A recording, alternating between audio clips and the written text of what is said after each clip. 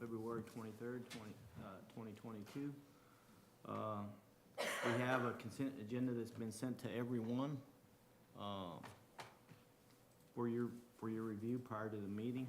I'd like to welcome everybody in attendance today. Thank you for being here. We appreciate all your help and support throughout the last month. So if there's any changes to the agenda, I did get a note on some reflections or some changes to some amendments to the agenda. We need to have a change the agenda to reflect that we need to vote on an appointment of Vicki Gurman to the board to replace Bob Kreitzer. So we probably need to move that up in the agenda item somewhere after public comments. If somebody would make a motion to do so, I would appreciate it. I so move. Okay. We also, we have- gentlemen, we had a, one of our board members, thank you, David, let us know that there was a correction needed to the minutes. It showed the location of the last meeting as being here in the City Commission chambers, and that was not correct. It should have shown Garden City Community College. So your motion on the consent agenda should reflect that change to the minutes, as well as the addition of Vicki Gurman's appointment. Thank you. And then finally, allowing us to discuss support letters for base grant applications during the new business. Okay, thank you. So we do have a motion on the floor to accept those changes, is that correct? Or the motion was to accept Vicki, but you want to change your motion to? Right adapt? now, the motion needs to be to approve the consent agenda with the changes to the minutes, the addition of taking up the appointment of Vicki Gurman by Finney County, Included? and the addition of discussion of support letters for the base grant applications as a new business item. Okay, I couldn't say that any better. all right. So you'll make that motion? Yes. So there's been a motion made. Do I hear a second? I'll second. Motion and a second. All in favor, say aye. Aye. Those opposed? None. Let the minutes reflect those changes. Thank you. Public comments. Do we have any public comments today? Lon, welcome. Thank you for being here this morning. Any comments? Lance, any comments? I think everybody else will get to talk. I recruited Lance to take my place in the audience. All right. So you now have an audience since I left. All righty. He's public. All righty. No public comments, so I guess we've changed the agenda to have, to accept Vicki Gurman as the, filling the term for Mr. Kreitzer. That is Ooh. correct, gentlemen. I did take that item to the county commission yesterday morning at their meeting, and it was a unanimous decision by the county commission to appoint Vicki Gurman to fill the unexpired term of Bob Kreitzer. That term will expire at the end of this year, so we'll be going back to the county, assuming that Vicki wants to continue to serve. We'll be going back to them for a reappointment at the end of the year, so be nice to her. She won't know what's going on after, there's more to it than just the meetings, right? So when she figures that out, she may decide she doesn't want to do it. Once she figures out all the work that you guys have to do. Yeah. All right, so do I hear a motion to accept Vicki as the appointment for Mr. Kreitzer? I move that we accept her. Second. There's been a motion and a second. All in favor to accept Vicki? Please. Aye. Aye. Thank you. Thank you. Vicki, welcome aboard. Thank you. You may now be seated. Now you can make your comments up from up here now. Thank you. Welcome. Welcome aboard. Any other changes? I don't think there were any other changes. We'll go on with the agenda as printed. So, Lana, you're next on the agenda. Good morning. Good morning. Morning. Project 222, just as a reminder, we do have a new board member. When we number these projects, the first number indicates the month, and the second number indicates the year. If there are multiple projects in 1 month, there will be an additional dash, 1, 2, 3, whatever that number is. Project 222, we're working with a client to locate a new facility in the region. We submitted site and utility information, and we've coordinated a meeting with utilities already. This is a manufacturing prospect, and it is active. Prospect 122, this was a Department of Commerce RFI project innovation, and we've not heard any response back from the Department of Commerce on it yet. Give me a excuse me. definition of the innovation. That's the name that Oh, just Commerce that- has applied to it. Okay, I That's got you. correct. All right, Yeah. thank you. We like to note that just because it's easier to keep track of what the project is when we reach out to the Department of Commerce. Obviously, their numbering system isn't the same of ours, Sure. so that gives us a name to reach out about. Green River, this project, there's moving through. If you remember, we had them set on one property. They then changed course and went to a different property very nearby, and that project continues to move forward. Steve may have some additional comments during his report. Housing Project 521.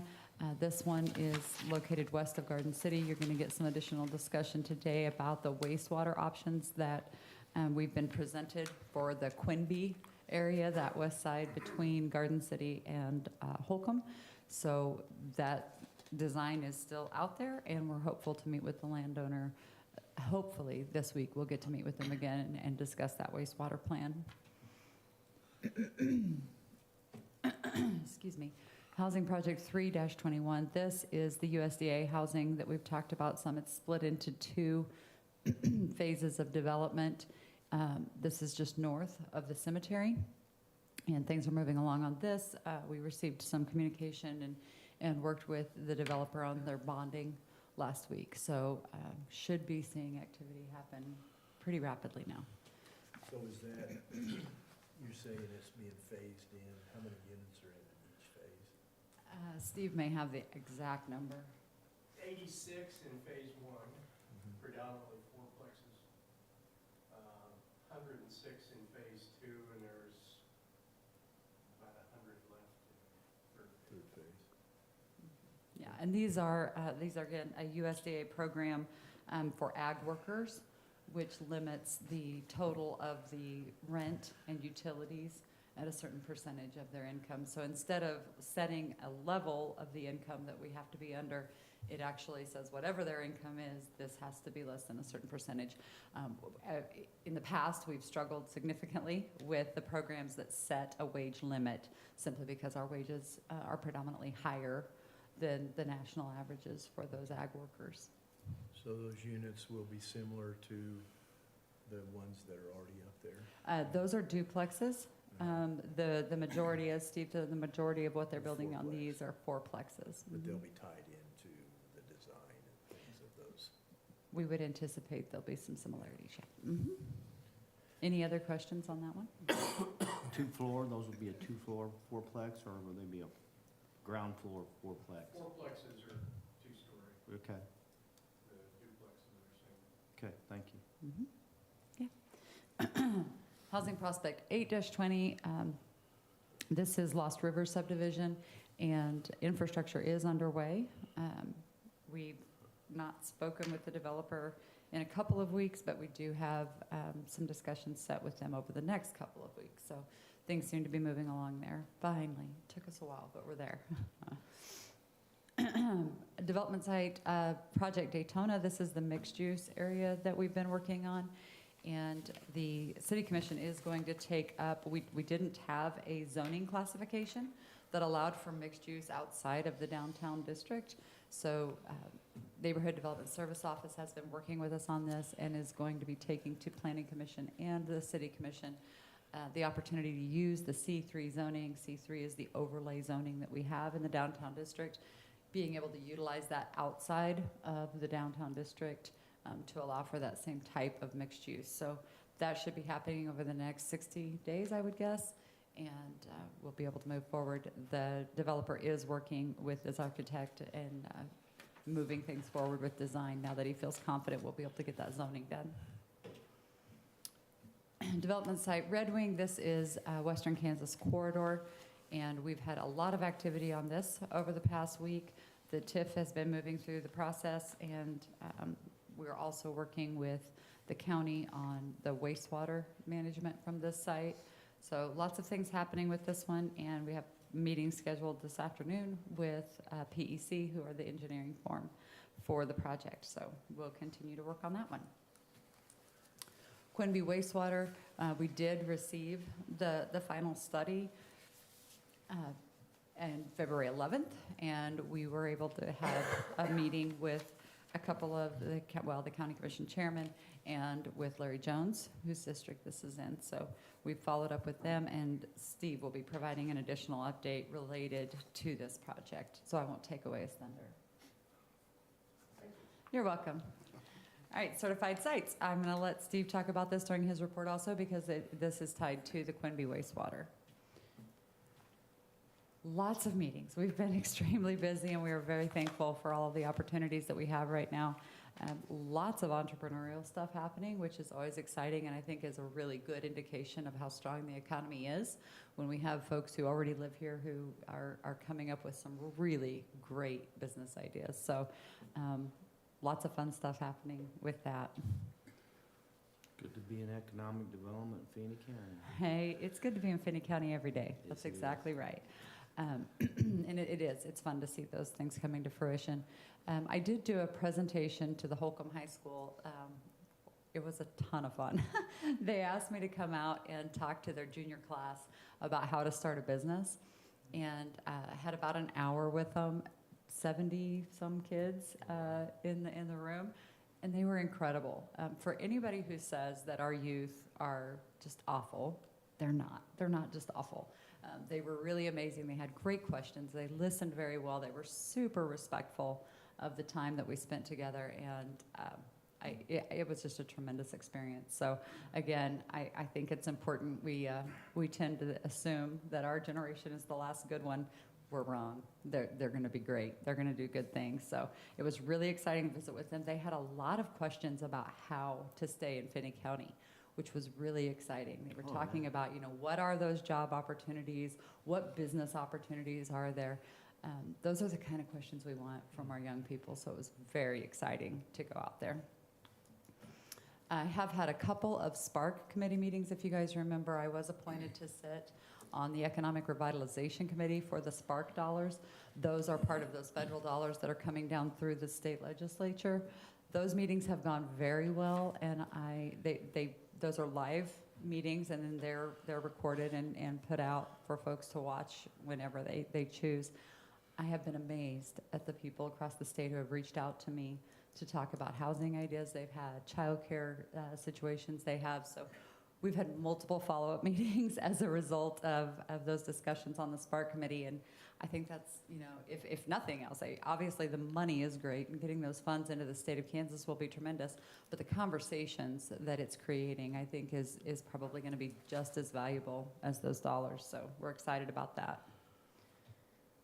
And I have some meetings today with Garden City Community College talking about apprenticeships and additional workforce development opportunities. Another meeting with the Small Business Development Center. A capital access group has been formed for SBDC, and they're coming out to visit with us about some of the ways they are hoping to be able to capitalize some of the projects that are out there across Kansas right now. Shannon and I did prepare a response to the legislative post-audit group. If you guys remember, we talked a little bit about that. They were, the legislative post-audit group was tasked with determining what they thought the value of the IRBX is. And the IRBX is the tax abatement associated with industrial revenue bond projects. In this case, one of the studies that they did was on our DFA plant. And they initially were going to present that to the legislature in December. When we received the draft report for review, we had several concerns. We expressed those to them. They delayed putting that report out to the legislature and instead revisited all of the information that we provided to them.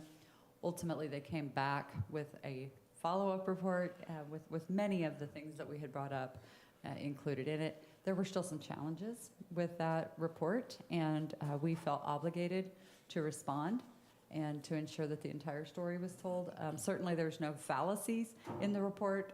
There were no falsehoods that they were trying to sneak by or anything like that. It simply wasn't telling the entire story of why communities utilize tax abatements, why either with industrial revenue bonds or through the EDX program, which is the economic development version of tax abatement. So we have been invited to appear in the legislature when they present that post-audit report. That happens on March 2nd.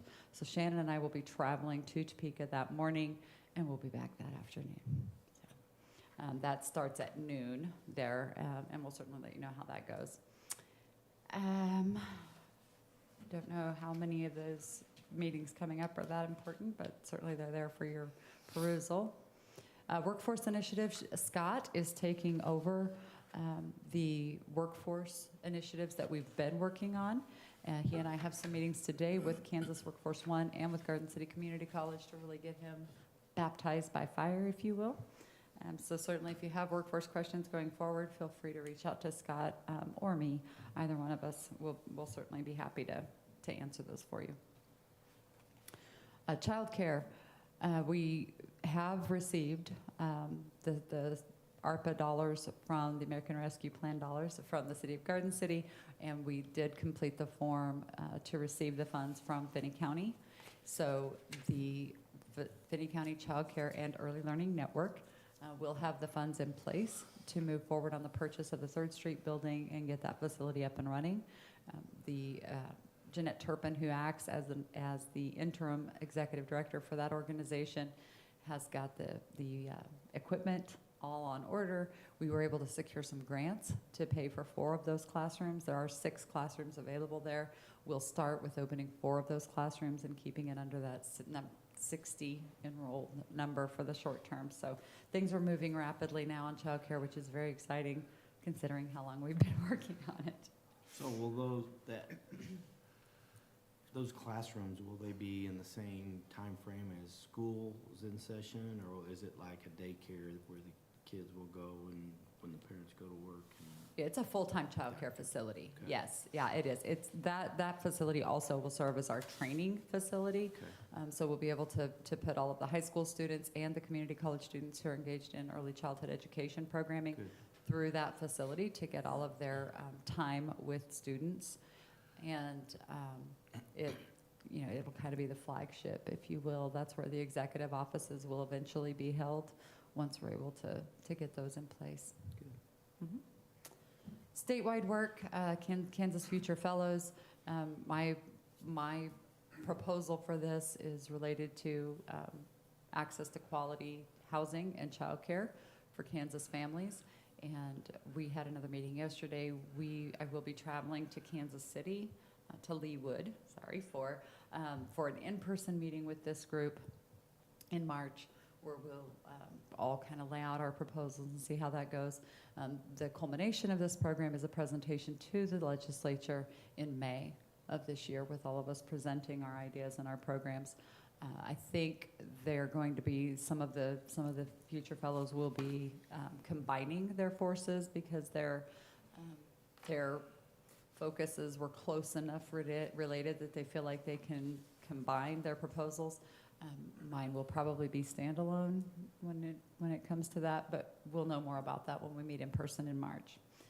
And then the Spark Funding Task Force, again, I'm on the Economic Revitalization Committee. Those discussions, we've had 2 meetings. Those discussions have been very good. I was pretty adamant from the beginning that our focus really needs to be on housing and childcare. We have a people problem in Kansas. We simply don't have enough people. And the only way we're going to grow the population of the state is to be able to offer those quality of life amenities in the housing that people need. So fortunately, it feels like that committee is pretty well agreeing behind that.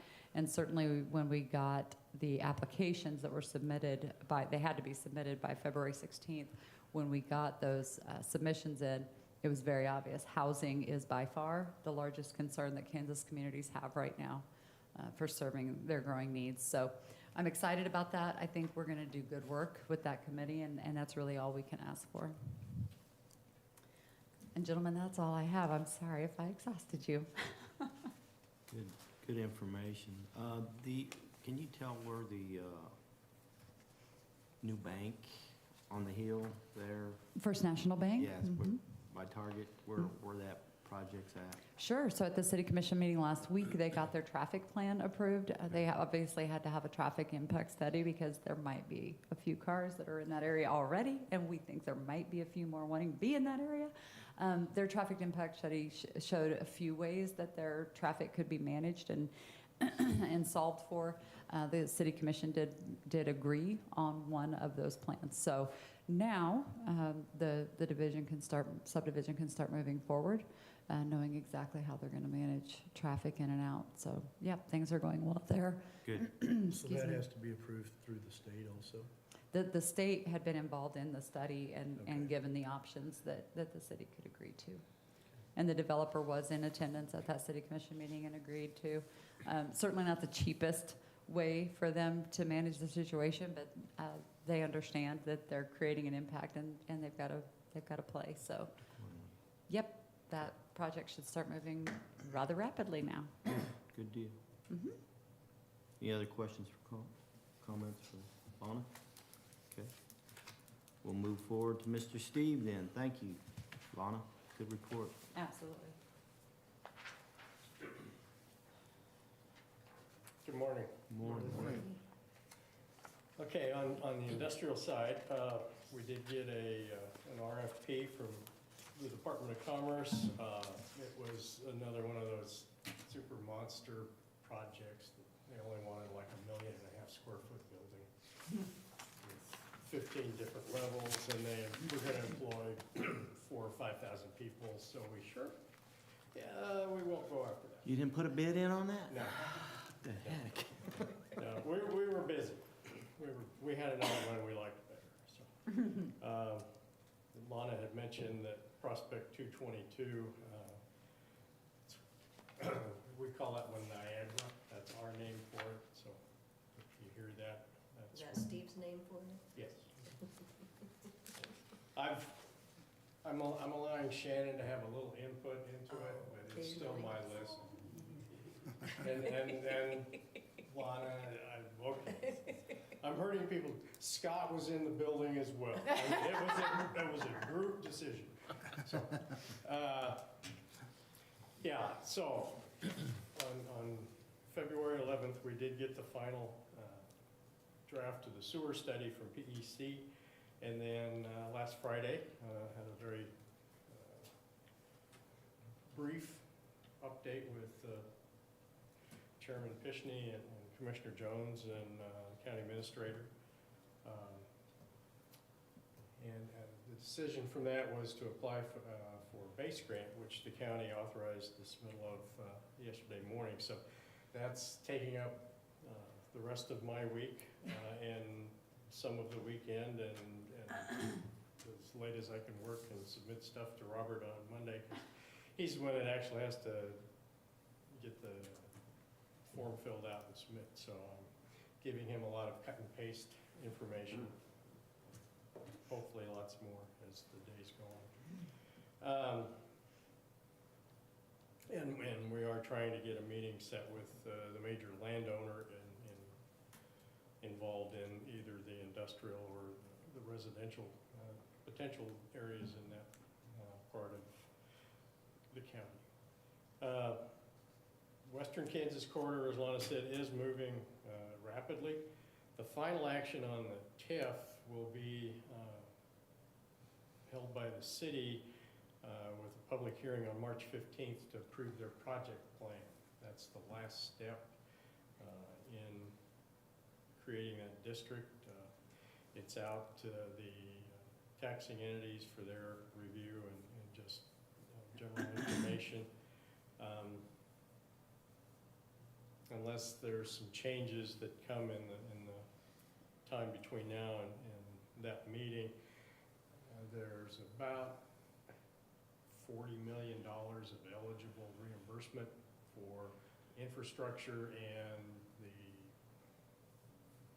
eligible improvements on private property, like parking lots and some of their utilities on site, additional drainage work and things like that. So I don't think we'll ever get near that $40 million range, but that is the amount that appears to be in play at this stage. They were supposed to have had the rezoning ahead on the county commission agenda yesterday, but due to some issues with Neighborhood Development Services staff being absent for a while, that was forgotten, so that'll show up on the county agenda on March 7th. The final plat was prepared for just the commercial lots from the south side of the main entrance road along both highway frontages in kind of an L shape.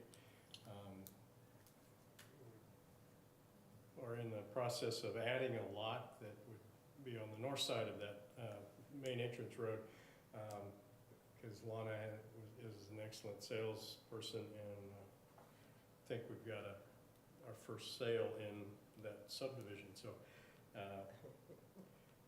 we're almost there, and then we're going to stop and start over. So that may end up having to go back through Neighborhood and Development Services and the Planning Commission, because it's more than a 10% change to the plat. So She's selling used cars again? Kinda.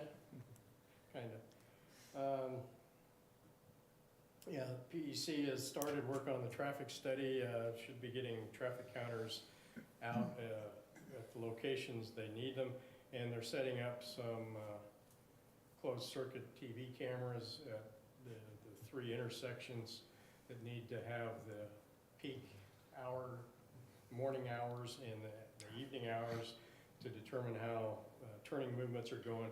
So rather than have people sit out on cold mornings and in the evenings making tick marks on a sheet of paper when trucks and cars come through, we'll get to watch TV for a while and say, oh, there's a big truck. Okay. So that is moving along quite well. That's one of the conditions required by Planning Commission and county, as well as working on the developers agreement, which is in hands of the developers legal counsel, are drafting it right now. Lana is working on a base grant, which she'll talk about here in a little bit, of getting approval for some letters of support. And we do have a conference call this afternoon with some of the county public works staff, their new contract county engineers, and PEC to discuss the condition of the lift station behind the Bosselman truck stop that Western Kansas Quarter will pipe into.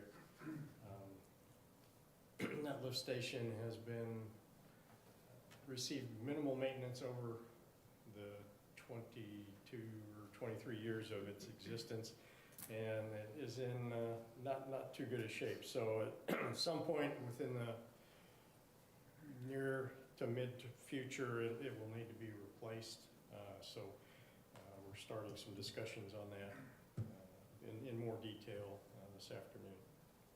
So are you saying that will need to be replaced prior to the project being connected to it, or it will accommodate it for the time being? It will accommodate the initial phase, but certainly by the time we get into phase 2 and everything that could go there, it would be undersized.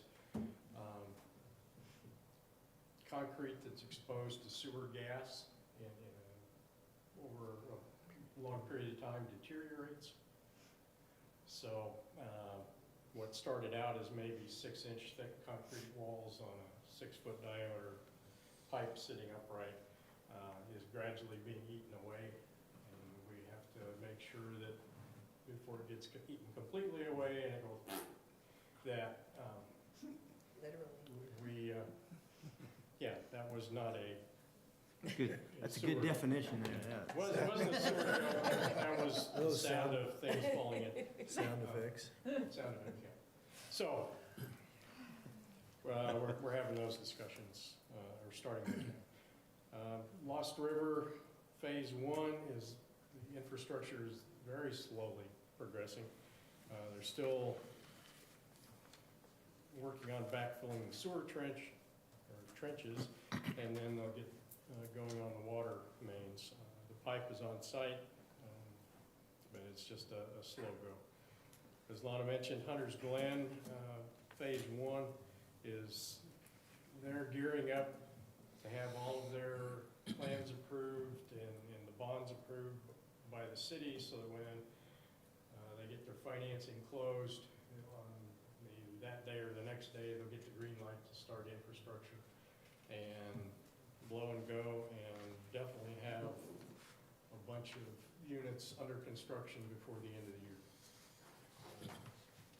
Probably a bunch of them actually occupied, so. I'll quit rambling, so. Questions for Mr. Cottrell? Good report, thank you, sir. Hey, Steve, has there actually been any ground broken, dirt moved on Lost Rivers? Have they done anything, or they're just? No, the getting- infrastructure is, They're putting yeah. the sanitary sewer lines in. Mhm. Okay, okay. Yeah, so there are linear piles of dirt that have to be pushed in, and then new linear piles of dirt when they start putting water on. So does the weather compromise that backfill when they put that in? Does the free frost zone compromise that when they backfill? It hasn't been cold enough long enough to Okay. where we're seeing any significant frost going into the ground. Okay. Warm up enough, so it's just very, So when they backfill, they'll be able to pack it and yeah. call it good? Okay, good. And there hasn't been enough moisture, unfortunately, that the dirt would be overly wet to where it would be, they'd be trying to backfill with large chunks of frozen Okay, and breaking down. all right, good, thank you. Thank you, Steve. Mr. Scott Ost, Communications Director, media report. You can see in the report before you, the website, we had 5,000 visits to the website, up from about 3,000 the previous month, so that's awesome. The most viewed posts were about new city administrators, USD 457 board meeting where they talked about vacancies on the board and superintendent, and the new community college athletic director.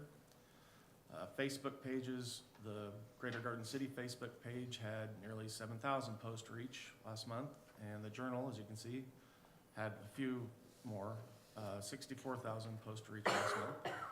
Top posts last month included the Mary Street Ice House opening, a rendering of the 3rd Street Fire Station, EMS station, GCHS resource officer, the PD put a new resource officer out there. School board meeting recap and spelling bee winners. Twitter was up pretty good last month. We had 7,000 tweet views or impressions, and about 1,100 people visited the profile, which is up 182%, as you can see. So I like where that's going. Just taking a call, I think. Can you give a definition of a tweet? Well, What's a give me an example. Any of you guys know what those are? You know what Twitter is? Kinda, We've heard of yeah. It's, you just put out a little smaller version of maybe a post on Facebook, Okay, and it goes out on a just a different quick thing. platform. All right. It's kind of like Facebook, but it's Not. not. All I right. don't know how to explain. Okay. How do I get to? You want me to do it? Well,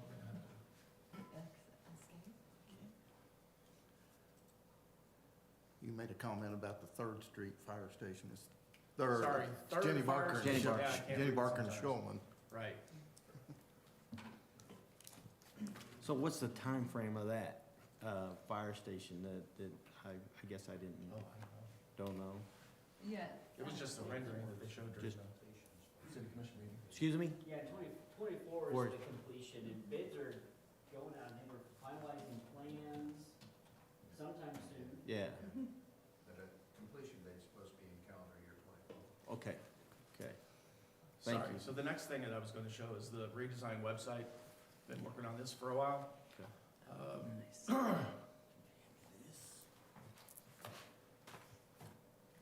The things I wanted to highlight were, the header up here. This space in here can also be turned into an ad or sponsorship space if we wanted to do that down the road. There's also a lot of different places I can plug in that kind of money-making or revenue-generating aspect if we want to do that. Each one of these in the top bar are categories. So if you click on community, you can see it goes to all the different community stories that have been up. And additional stories are down here. And it'll show you who wrote it and the date. And all of this is very much adjustable. I can do quite a bit more than I could with the other WordPress theme.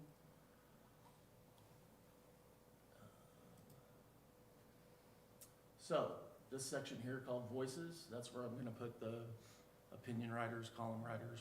Once I get some lined up, this is where the obituaries are gonna go when we get those lined up. Okay. Each section, you can see here, community, schools, and I can modify each of these different modules in different ways to make them different and change. And I also added a pod that we can import Kansas news. So I've got Kansas News Service stories coming in and Kansas Reflector news stories coming in. And also Nation and World, there's a app that I use that can pull in news feeds from different sources like Fox News or CNN or whatever, and mix them together, and it will randomly display them here. So if people want to come and spend more time on our website, they can do it, which is kind of the point. Down here is this is the footer, and you can see all our different articles about us, social media links, and additional links like our sponsorship Opportunities. opportunities. Click on that. And I got that developed. You can see our rates. These are just the rates I plugged in. We might change them later. I don't know. But here they are in our contact information. So I don't know if there are any questions about the website or anything different you'd like to see or suggestions you'd like to make about any of this. Questions, comments? Is that live yet? Yeah, it's live. And you can link to it from the economic development page?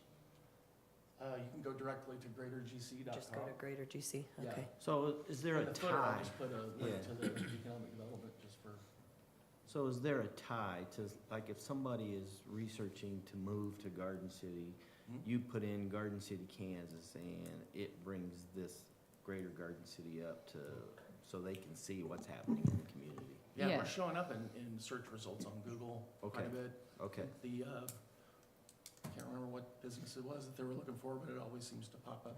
Yeah. A lot of times I get calls at the office that someone is searching for, thinks that they're calling a business that's been covered in one of Scott's stories on Greater Garden City, because when they're Googling that business, it's bringing up the story that he wrote, and our contact information is actually what's on that website. So they're calling me and asking for Different so-and-so, and I'm information. like, but we've determined that that's going back to, it's pulling them to the Greater Garden City website. So it's absolutely showing up in search engines and getting a lot of play that way. it's a good sign, I think, anyway. It's an excellent Yes. sign, yes. Yeah. Yep. So how often, this will be continually updated? I mean, Oh, yeah, I post probably every day, finding stuff, new stuff to put on, Mhm. local, and then the state and world news stuff, updates constantly. So do you do that research and add that information, or does it automatically put The local stuff. local The local stuff? stuff I do. Okay, The state State and news federal, is yeah. written by somebody else. yes. So how long do you decide how long something needs to stay on that? I can, I mean, as far as local stuff, Yeah. local stuff stays forever. It just keeps, adding. Going to the bottom of the list. Okay. Goes out into, okay. but yeah, you can find all the stories we've ever written on, down in here somewhere. I think there's like 60-something pages. I don't know, I'll have to look, but yeah, Yeah. everything's still there from the old site, transferred over as much as I could. You mentioned obituaries, I know you talked about previous meeting, but how big an area is that covered? I'm gonna shoot for all of our region, all of the greater Garden City trade area. So is that all of Southwest Southwest Kansas? Is that the, Kind of fill in on. Shannon's report, you know, showing where our reach out is? Yeah. So we're gonna see stuff from Sublette, Scott City, and all of those types of locations, okay? Mhm. Yeah, and here generally the darker is what I'm shooting for. Just to Gotcha. kind of replace, Hmm. what we're missing from the telegram, Okay, because That's quite a bit. That would be a lot. yes. Oh, would you, no kidding.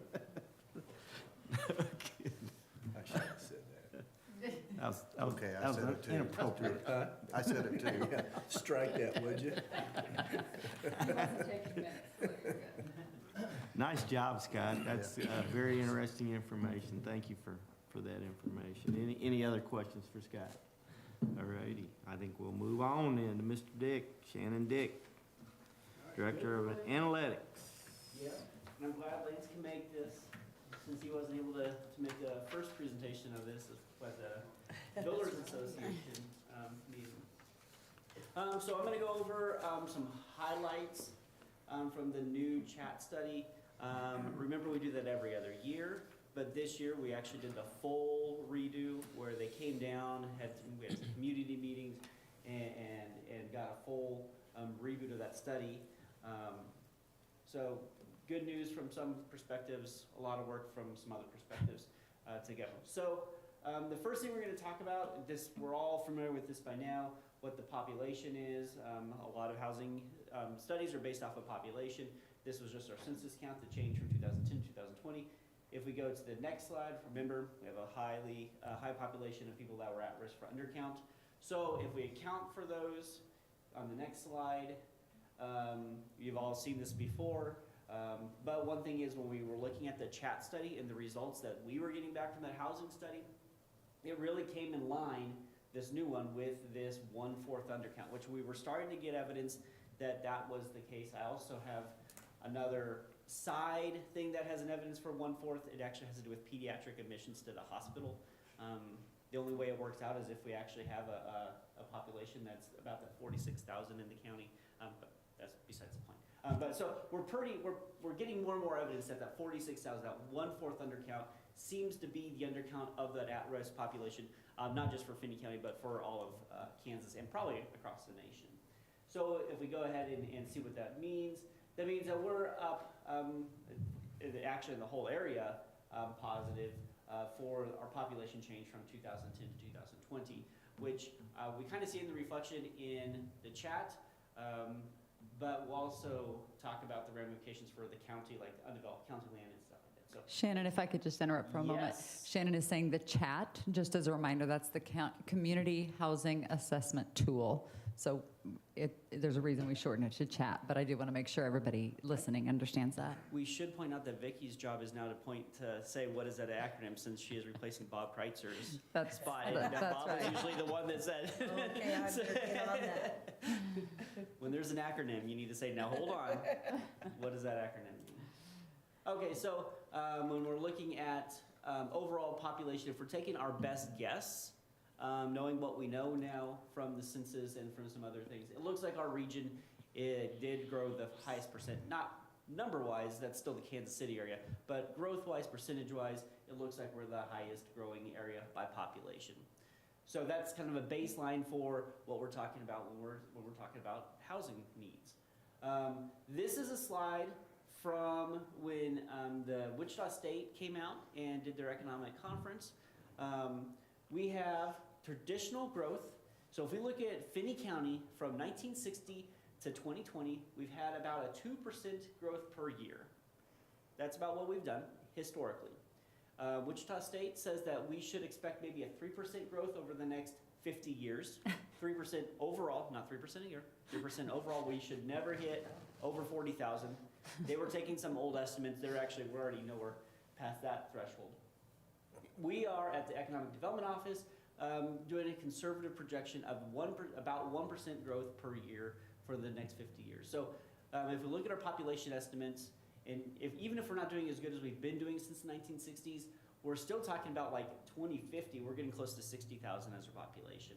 So we know if we just continue on our growth that we will definitely need housing to be built just from overall growth.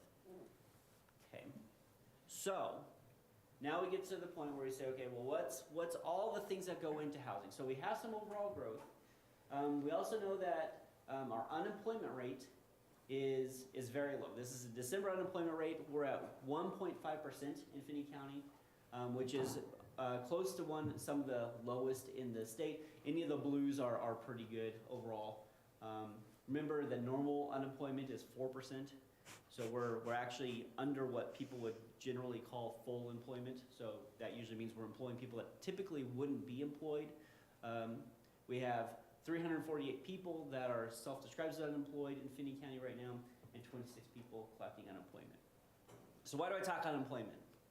Well, because right now, I'll go back a little bit. So right now, if we look at our electronic job postings, we have 1,000 job postings up for Finney County. Each of those job postings don't count for one job. They're representing multiple jobs. And you've heard about this before. There are some places that are posting one job posting, and that's representing 20 jobs. So we have 1,000 job postings up, and we're estimating that's probably about 3 jobs per job posting on average. So that means we have 3,000 job openings. We have hardly anybody unemployed.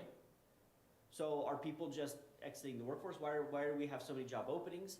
If we go to the next slide, we see it's not that people are exiting the workforce. We're actually right now at the record level of employment in Finney County. We've never employed more people than we have right now in Finney County. It's not that people aren't working. It's not that people have exited the workforce. We just have that many jobs going on. So the thing that we need to keep in mind when we start talking about housing, the housing study is there's more sources of jobs than just what we have in that housing study. Okay, so I think my next slide is, yes, the cover page for the housing update. So let's talk about the housing update. And lots of times to kind of break it down, I just jumped all the way to the end and said, well, what are we looking at? And so this housing study looks at, it doesn't look at how many jobs we have right now. It doesn't look at jobs that we know that are going to be coming on, like empirical. It just says if we look at the housing growth that we have been having recently and we continue to go forward at that rate, what are we considering for our job growth? So in the next 5 years, in rural Finney County, we're projected to need 294 houses, Garden City 680, Holcomb 49. So 1,000 in the next 5 years, then 5 years after that, 1,061. And then we're actually down to 3 years on that estimate now. Yeah, we're down because remember, that's 2025, this is 2022. This isn't just in the next 5 years, that's in 3 years. One thing to note, to point out that we actually were able to accomplish this time with this reboot of the housing study is that they are acknowledging that not all the housing can take place inside Garden City limits. We do have demand for housing in the rural parts of Finney County, in Holcomb, which is good because that allows us to start using work on getting that RHID tool used in more places than just city proper. So that's something that we're proud that we actually were able to get them to acknowledge that, I mean, most of our jobs, I mean, a large percent of our jobs aren't even inside the city. It's off to the west of the city. So it would make sense that not all the houses need to be actually in the city. So really, those numbers are going to be quite a bit larger. They will be quite a bit larger. You're going to see that. Yeah. So if we just look at our traditional growth over the last set of years and apply that forward, we're expecting about 10,000 or 2,000 2,000 units to be built in Finney County. Okay, so we go to the next slide, and I think I break it down. But again, remember, that's not talking about accounting for the jobs that we have right now that need to be filled, they exist, that need to be filled, and they're not filled, and they're gonna require people moving into the community. So that is, if we take our current job housing deficit, which is about 3,000 jobs, it's how many jobs we have about right now that's available, that aren't being filled, that can't be filled with local people, because we don't have local people to fill them, and say that about 45% of those need new housing units to accommodate. So we got a married couple, so they could take over two for one spot or something like that. So that means our housing need right now from just the jobs that we have is 1,350 units. If we talk about the 1% per year growth rate for the next till 2025, that means we're short another 1,000. If we look at empirical foods and then the jobs that are related to empirical foods, so like trucking and stuff like that, that'll be about 1,300 jobs. Again, we'll try to capture 45% of those people inside Finney County, and that will lead to an additional 585 housing units. And then finally, the last 5-year growth at 1%, we're at 1,061 more houses. So overall, by 2030, we'll need 4,019 houses built, or 400 units a year. Think you can do that, Lance? Remember last time when we did this housing study and we didn't take into account some of these things, and it was kind of reflecting some old census data, we were saying we needed to build one house or one unit every 3 days. And that was a big order. Now we're saying, well, let's take all the housing needs that we have so we can have a realistic thing. We're talking about more than one unit a day that needs to be constructed every year for the next 10 years. 8 years. Well, more than that, because we kind of missed 2 years, so it's actually it's starting to pile on top again. So we're probably like 450 a year now. So let's see how close we've been historically to that 400 units. And I think the best year we had is in 2015, and that's some of those units when we had a bunch of those developments that got opened up all at once. We had a really good year, and that was 130-ish. So some of our best years ever, or at least in the last 20 years, has been about a quarter of what we need to do every year for the next 10 years just to keep up with a lot of the jobs that are already here or going to be here very soon. Okay, so I think the next slide, yes. So if we are able to accomplish the housing needs that are at us, we will see that that's what the little dotted line in that star is. It will get us up actually way up above that 1% per year that we were projected. But what does it actually put us at? If you go figure out, okay, so if we build 4,000 new units, every housing unit in Finney County on average is just short of 3 people. That's 12,000 people. That gets us, so 12,000 people over the next 10 years. Gets us, it looks like a lot, but that's 2% growth per year on average. The next 10 years, even though it seems like a lot of units, and it is a lot of units and it is a lot of people, that works out to be about 2% per year. And that's what we have been doing from 1960, on average, from 1960 to 2020, is 2% a year. So even though that is a lot of growth, that's not unheard of growth for Finney County. That's actually what we normally do. We just had a little bit of bump with the processing plant back in 2000, which kind of, for the last 20 years, we've just been kind of recovering and building up that steam again, and now we're to that point. But this growth that we're seeing now with all these houses and all this stuff is what we have been seeing since the 60s. So it's not unheard of, that kind of growth in Finney County, and it's something that we will take work, but we can get it done, I believe. Okay, so the housing study, remember that part of the use of that housing study is to say what is affordable housing, what's the price for affordable housing, moderate market, high market. So it breaks down these for owner-occupied and renter-occupied. what the prices are for those different things. And this is again based on our income levels and the jobs that we have and so forth. So when we're talking about moderate market or market, we're talking about 200 to 250. Market is 250 to 350 and so forth. Or you can see those renter rates for affordable market or high market in there. So next slide, I believe. Okay, so here's some good news for the builders. A lot of times, or in the past when we talked about the housing need was really in the affordable range, which was called the affordable range. When we're looking at the balance of housing now that we have versus the supply versus the income of households, we actually see some bright spots for the builders. So I'm gonna go, I'm sorry, people who do this, I'm moving over here, so I can point. I'm sorry, Lon, because now you can't see where I'm pointing. So this first column here, just to break this down, because there's a lot of numbers here. This column here is our income range. That first column is the income range for a household. This is how many households we have in this range. So this is the range if we're talking about building, what that unit would cost, or what it would rent for.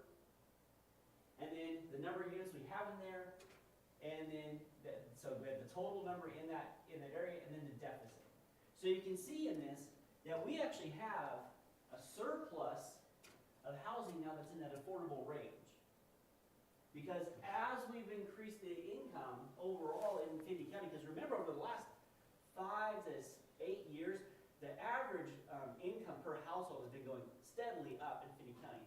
So we're slowly moving people into these higher incomes, but we haven't been recovering the housing on those sides there. So when we're talking about the need for housing in Finney County, even though we have a large percentage of people that do need affordable housing, it looks like we're at the point where we don't really need to be focusing on that kind of construction. What we really need to be focusing on is that 200 to 250, 250 to 400, and 400 plus, and that bulk is really that $200,000 to $400,000 house or unit, or rent that's in the $1,500 to $3,000. And again, that's not where most of the people are. Most of the people are still, our families are still up in this range, but we just are missing the housing and the units in this side here. So that's one of the really bright spots of this chat report, besides showing that the builders have a lot of work that they can do, is there's some targets that allow us to maybe more get these accomplished because of the ranges that we need to get housing built in. Does that make sense, what I'm saying there? Okay. All right, so we have this for Garden City. I think the next slide is also same thing for Holcomb. The bulk is in a little bit of different price range, but we still see that target that when we need to be building new units, we need to be targeting that kind of the market, to high market range, because we're just at a deficit of those housing. Especially like look in Holcomb, there's no renting units in those ranges at all. So there's some places to build in those areas. So the housing study also talks about some of the issues, and then they go through, there's a full thing, if you're bored, you can go look through it sometime. But we have things, market isn't keeping up with demand. So we can see that we were just missing some types of housing that was built. Lack of lots, and that's one of the things that we're addressing, is how do we address lack of lots inside the city, with being able to go into like Quimby or into the rural parts of Finney County and Holcomb. That kind of addresses some of that. We have a deficit of housing that's leading empty nesters and retirees not to be able to move out of their current housing, to free that up into one that would be more appropriate for that lifestyle. They do say that we need to continue on what is working and retool what is not working. So there are things like that RHID tool. If we're talking about Garden City, most of the housing that's been built recently has been using that tool. So make sure that's used in there, and then like we're saying, being able to use that outside of just city limits. Continue to expand partnerships. They acknowledge the work that the builders and the community college and the high schools have been doing as a grow your own kind of thing. And actually when this same company did the statewide report, I'm They didn't credit us, but they really used the playbook that we built here as a statewide initiative to get more builders in there. And then embrace innovation. They were talking about different zoning overlays, like we're talking about using C3 to get housing in a higher density setting, the rapid concrete building and stuff like that. Next slide. Okay, and same kind of thing here. Expanded variety of housing for objectives, different lot sizes, real rehabilitation of our current housing so we don't lose units, because remember, every year you expect to lose a certain amount of units just due to not keeping them up. So make sure we don't lose housing that's already in the market. And then expand the partnerships like we have with the community colleges and stuff like that. Okay, so what's on the table? So if we just look at the housing need that we have, at the price points that they say we need to be building in Finney County overall, the overall cost of those units when they are built, and again, this isn't the cost to build them, but the overall cost that they're going to be sold for, would total $1.165 billion. And if we're talking about what kind of profit is there for our local builders and contractors, we're talking about over the next 10 years, we have about $220 million that our local people can profit by just meeting the need by 2030, which again is not that far away. So that's a lot of money that is on the table if we could just hit that goal of 4,000 units by 2030. That it isn't even like, we hope we can fill these. We're pretty sure we're going to need all of those. So, and I think that's my last slide. So, any questions? Any comments? We ain't scared, Stuart. We ain't scared. What's, I guess, what's keeping us from getting those houses built? Is Oh, it there's contractors? There is a large variety Right. of reasons Okay. that there's been a lot of discussion of that. If you really want to know in depth, you can go back and watch the Spark Committee where I talked about that. But you know, people anticipate that housing is one of the supply and demand pieces of our economy. It isn't.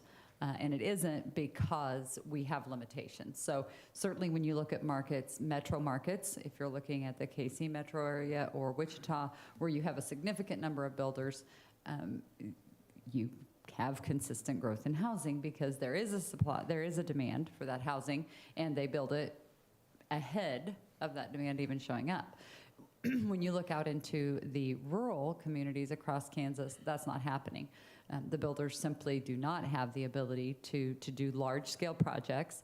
We have pretty much one framing crew that's trying to cover every housing project that's going on in the community right now.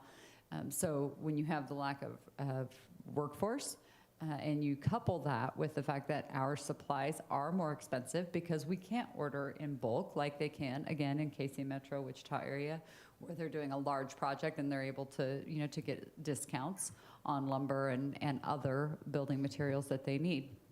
So there are compounding challenges with being able to meet housing demand in the growing communities. And quite frankly, we've been talking about this for a very long time. This is not a surprise.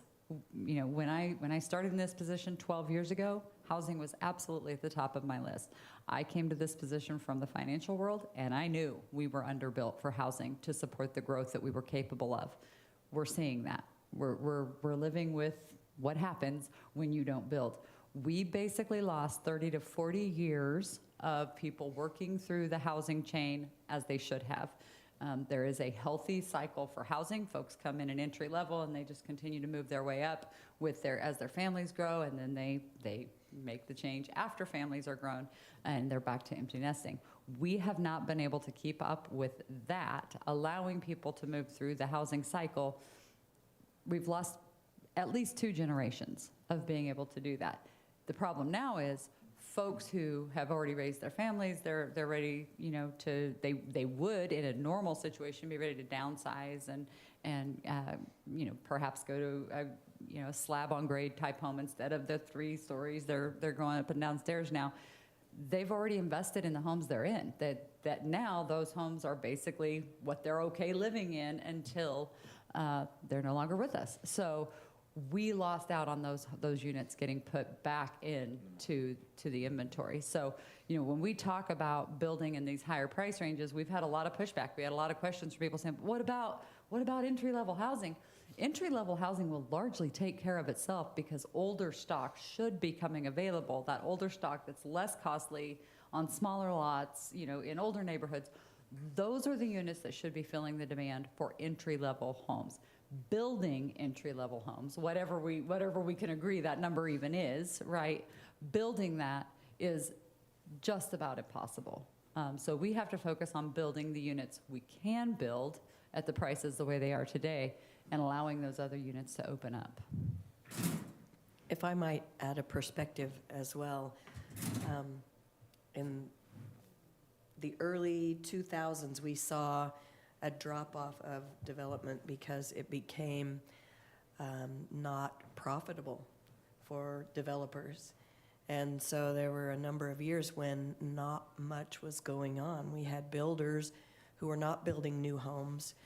They were doing remodels because that's the work that was available.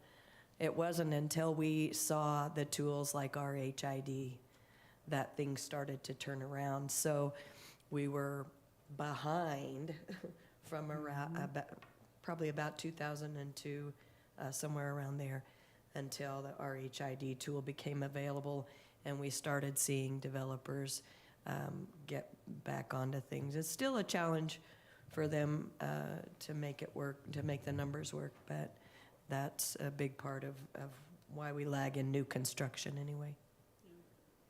And could you go back really quick, Lonnie, to the Garden City one? One more. I mean, that's what this is showing right here. Yeah. All of these housing units, we have a balance that's way high. These are full right now, but they shouldn't be full with the people that are in them. These should be full with the people that can afford that and can move into this. These are all full. This balance is because we have all these people here and these homes here. So that's, we're talking about that cycle where they haven't been moving. We can see it exactly happening in the data when we're looking at the housing prices. So Vicki, what do you see as the biggest obstacle for some of these builders to now get bigger? Is it the initial development costs, the utilities and roads, the infrastructure costs associated with that, or is Well, it? there's a little bit of that. Or is it just manpower that, hey, we can't I find think people the to biggest, build? yeah, I think that's the biggest issue is Manpower? yeah, the workforce. Although with COVID and the prices of materials have gone up significantly, so that has kind of, got builders a little bit holding back a little bit from really going gangbusters because the house is going to cost them more money to build, which is going to have to get, passed down to the Pass that on. consumer. And are the appraisers going to agree Act accordingly, yeah. that it's worth that price? So that's the challenge right now. We've been doing pretty well on that front recently, so. And I do have an additional item to add to that, which should make people feel a little bit better. So on the Spark committee meeting that we had last week, the highest number of applications, as I said, across the state were for housing needs.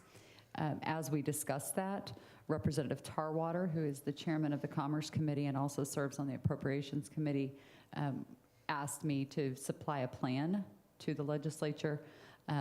That plan is nearly completed. I'm sending it back to him, but the governor had allocated a significant amount of funding out of the budget to address housing needs.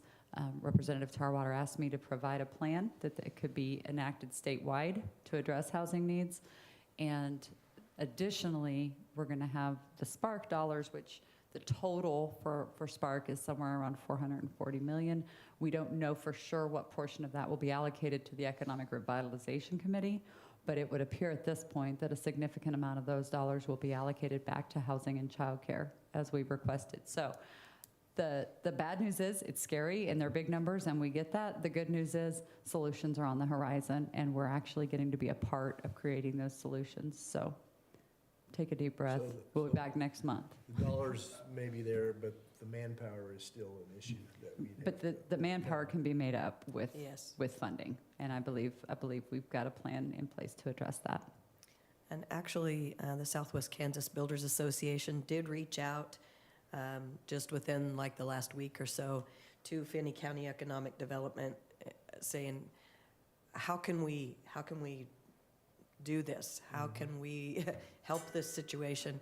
And Lana and Shannon have agreed to meet with us and work on a plan for that. So we are, as a builders association, we're definitely appreciative of Finney County Economic Development as well. So the plan you're putting together includes information like this. Yes. And requires regional equity in making investments. So you mentioned the cost of material and availability to hire Wichita, Kansas City area where they're purchasing material for their projects. Is there a way we can partner with those folks to get the material?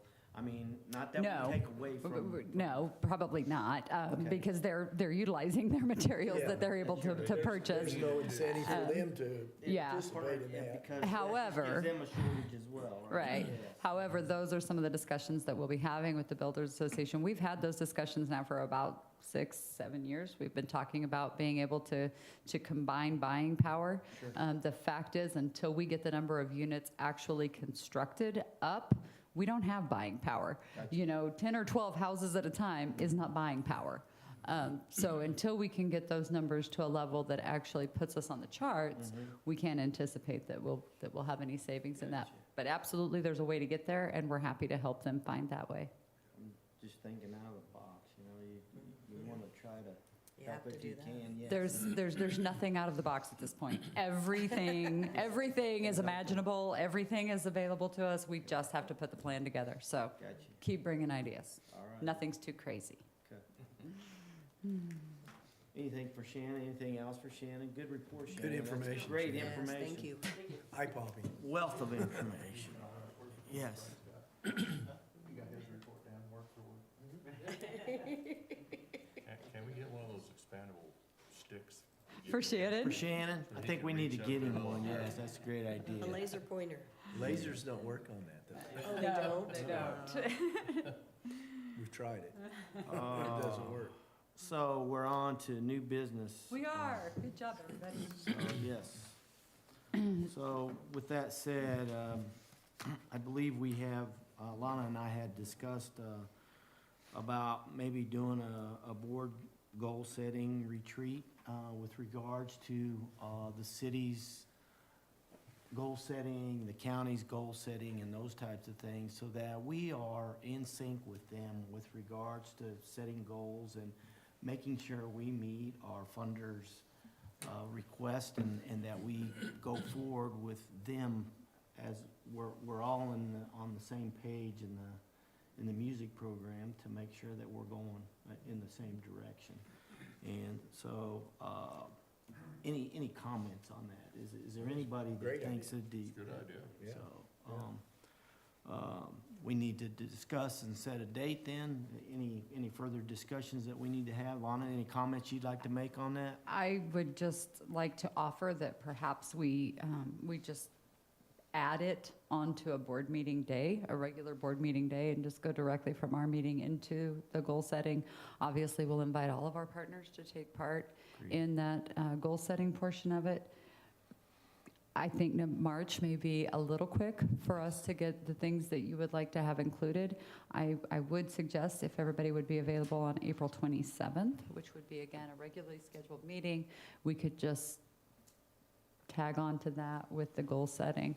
I don't know how long to tell you to anticipate, but I would guess that we could probably do the entire goal setting retreat with input from our partners and discussions and so forth, and be able to serve a lunch probably around 12:30 and dismiss after that if that works for you guys. Any problems with that, anybody? Works for me. No? I think let's go ahead and plan that. And then maybe in the future, I think probably we should plan our goal setting in sync with the city's goal setting so that? This is in sync. The Okay. cities We is don't- actually in next month. Okay, And so ours will be Awesome. following theirs. We'll Good have deal. what their goals were, their revisit of their goals, what their new goals are. Awesome. We'll Good have deal. all of that in place. Yeah. awesome, Mhm. thank you. Yeah, I will try to reserve this space. I'll find out if it's available just to reserve right across the hall. Okay. If it's not, we'll get it set for somewhere nearby and we'll all just Sounds good, traipse over to the new place. sounds good. So April 27th, we talking early in the morning and then going into the session thereafter? Yes, we would have our regular board meeting at 7:30 like always and Okay. then go directly into the goal setting. All right, thank you. We'll get an agenda put together for that, and Phil and I will review that and make sure we have everything on there that makes sense, and we'll make sure everybody's aware of it, and we'll get a save the date out to our partners, so they at least have it on their agenda. Good deal. Old business, do we have any old business that we need to discuss? We have another new business item, the I'm sorry, support, yes. that's okay, the support letters. So just as a quick explanation, the BASE grant, BASE stands for Building a Stronger Economy. These are grants with maximum awards of $25 million. They do require a 25% match. They are designed specifically to address big picture growth and impact, not only in the short term, but will create long-term sustainable impact for the state of Kansas. Currently, the city of Garden City is intending to apply for a BASE grant for some of the infrastructure costs related to the Empirical Foods plant. Finney County has authorized us as of yesterday to continue putting together a BASE grant to fund a portion of the Quinby wastewater solution that we now have. And Tim Hannigan with Western Kansas Corridor is submitting a BASE grant that would allow him to cover some of the Phase 2 costs, so the wastewater costs, and at least one, maybe two spec buildings, depending on how those numbers come out. We've got a construction company getting us bids on those right now, but the other that BASE grant that we know is being submitted from Finney County is an engineered truss systems. So Justin Donager was in and visited with me, and he's talked to me for some time about he would have an opportunity to expand productivity and increase efficiencies if he were able to mechanize a little bit more of their processes while they're building trusses. And I said, hey, have we got a deal for you? This seems to fit that perfectly.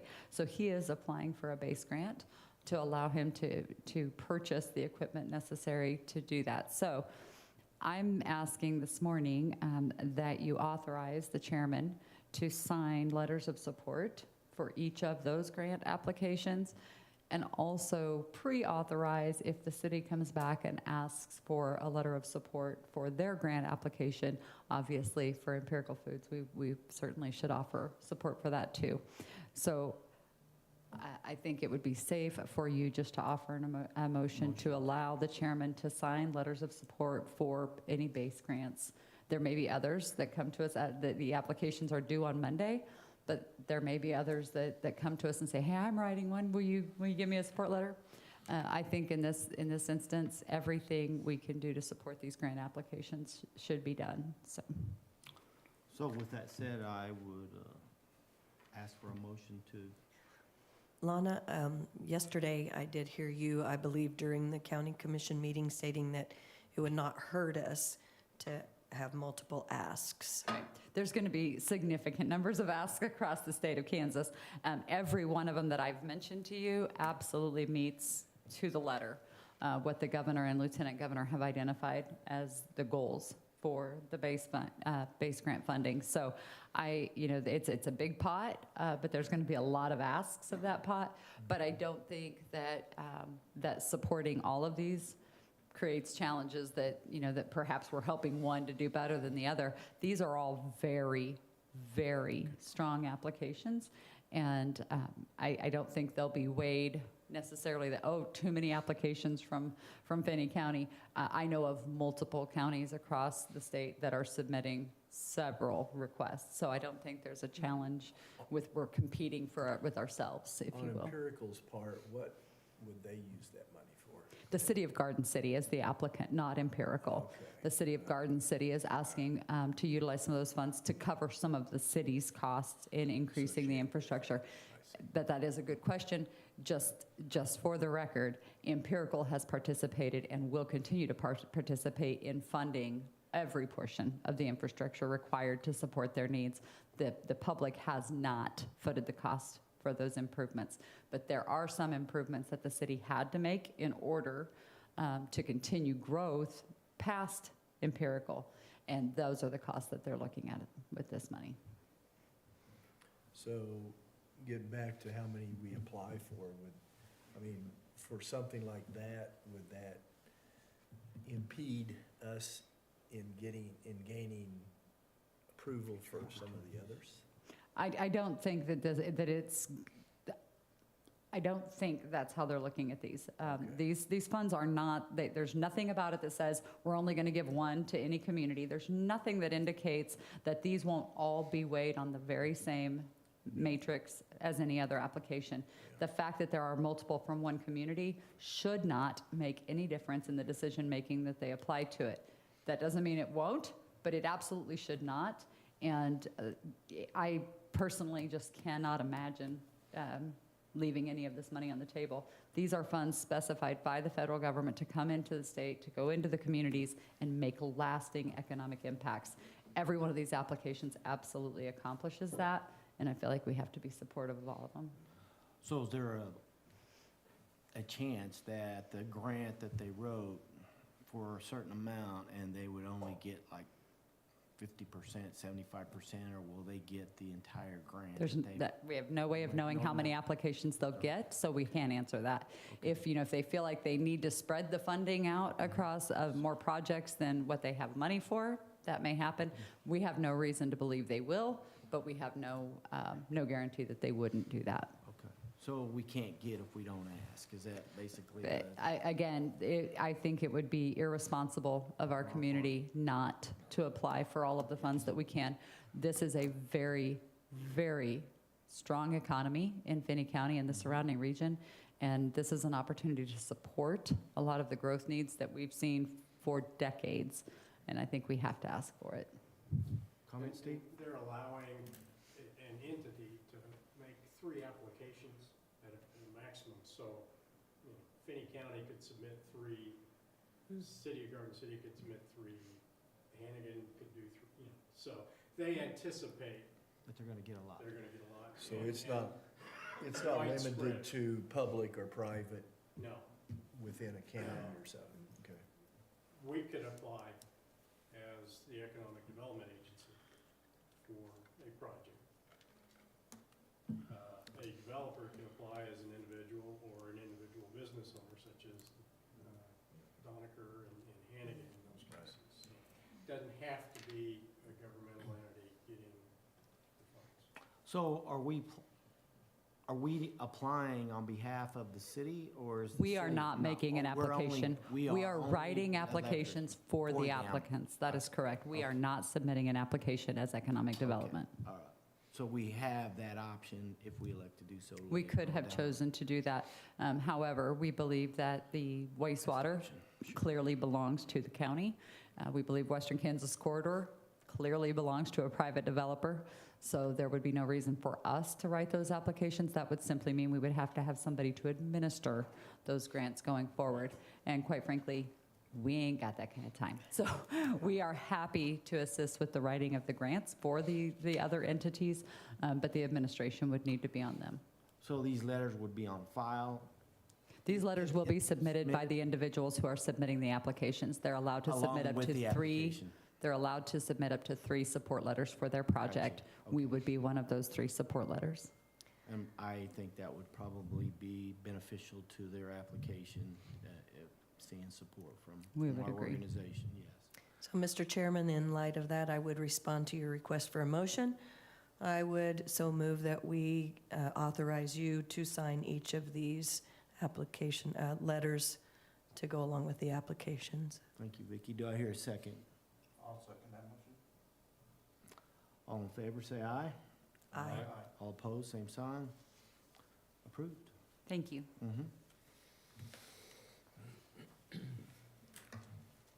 Do we have any old business? Any old business from any of you? Okay. Looks like we need to go into executive session.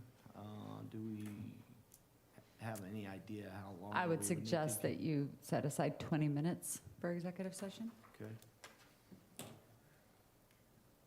I'll move that we go into executive session for 20 minutes for client confidentiality. Second. And a motion and a second to go into executive session. Who was second? That was you? Stuart? Stuart, okay. All in favor, say aye. Aye. All opposed, same sign. We'll go into executive session for 20 minutes. And there will be no need for action after that executive session, so we can close the meeting to the public. Okay, thank you. Do we need a motion to close then? Okay. Okay.